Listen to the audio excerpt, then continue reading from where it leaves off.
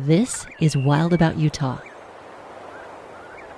One might justly conjecture we have been cursed by Utah's magnificent wild landscapes, which have caused such division and consternation among our political leadership and their constituents.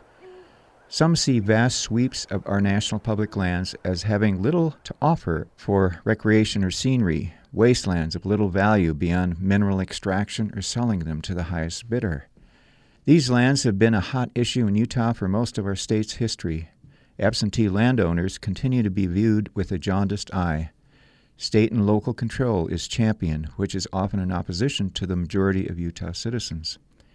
Preeminent naturalist John Muir stated, "The bottom third of Utah should become a national park." He was overtaken by its rugged, unadulterated majesty. Many other prominent authors and naturalists have spoken in its behalf. Terry Timist Williams, Ed Abbey, Wallace Stegner, Steve Trimble, to name a few. More recently, our native people have jumped into the fray, Navajo, Paiute, Ute, Shoshone, and many other tribes.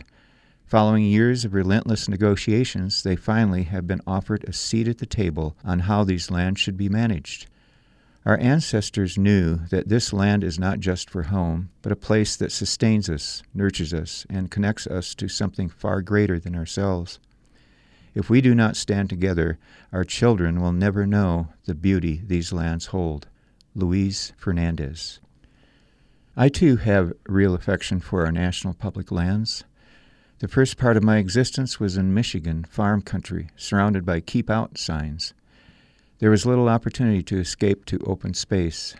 Thus, I view these public lands in a very different lens from many of the locals who perceive them as restricting their rights to use these lands as they see fit.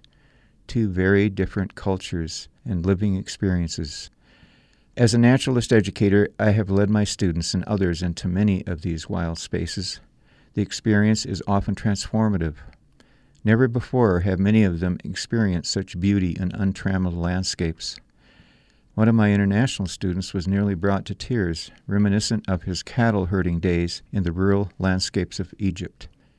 Beyond serving as recreational and inspirational retreats, these incomprehensible, uncompromised, wide-open spaces serve as bulwarks for clean air, healthy watersheds, and a sanctuary for an abundance of species beyond our own, some threatened or endangered from creeping human contrivances.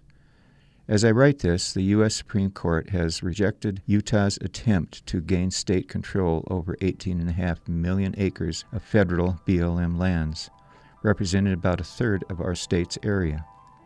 The fight will continue, just as the seasons will continue in these priceless, sacred lands. This is Jack Green for Bridgeland Audubon Society, and I'm wild about Utah's wild lands.